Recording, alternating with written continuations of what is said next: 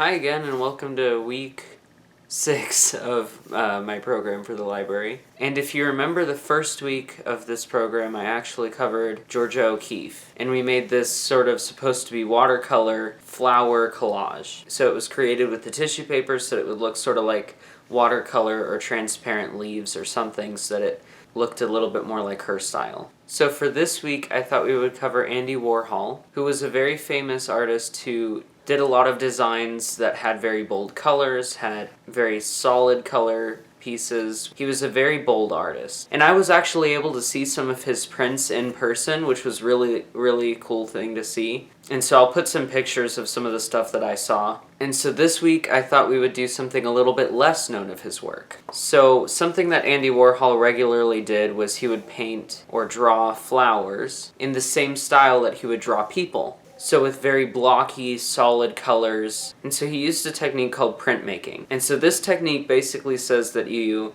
take a sort of stamp, cover it in a liquid of some sort, he usually used ink, and you just stamp it onto the painting or canvas that you are using. And so that's what he did with most of his paintings. And so I thought this week we would kind of cover a semi-printmaking sort of thing. This isn't necessarily printmaking, you're not using actual liquid or paint or anything, but it's sort of the same style and concept. So this week, this is what I made.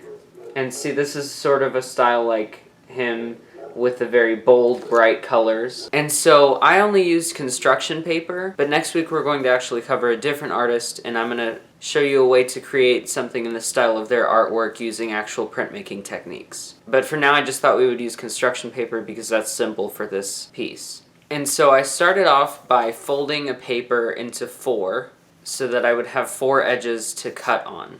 And so I drew an outline of sort of a flower petal, and then whenever I cut that out, I had 4 exact replicas of that same flower petal. And so if you put them together, you can create a flower. And you can do that with 8 folds, 6 folds, whatever you want to do.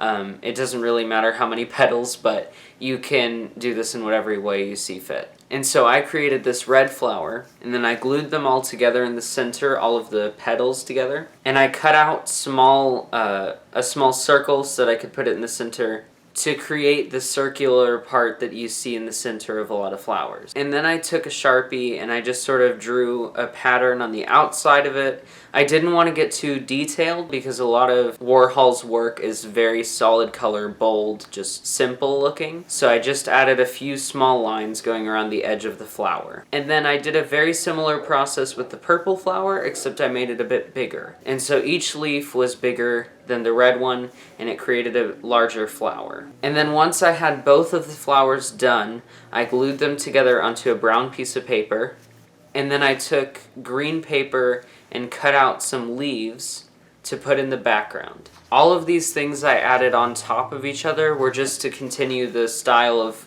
Andy Warhol with the very bold pastel bright colors that he used. And I ended up creating this. If you want to use printmaking techniques, you can. I'm going to show you next week how to do that with a different piece. But if you want to know how to do it for this sort of thing, what I would do is I would take a piece of cardboard and cut it out to the flower shape of one of the petals, and then dip it in some paint or water or ink or something that's colored, and stamp it onto the piece of paper as many times as you want to create the flower. That would be more in the style of Warhol, but it might not be as bright as what I created, or it might look a little bit more grainy. But either way, this is a really fun piece to create. If you want to know more about Andy Warhol, there's a lot of resources you can look at. Just look him up online and a bunch of stuff will pop up. He was a very influential artist, so he's someone definitely worth looking into. But that's all that I have for this week, so I'll see you next week whenever we do some more printmaking stuff.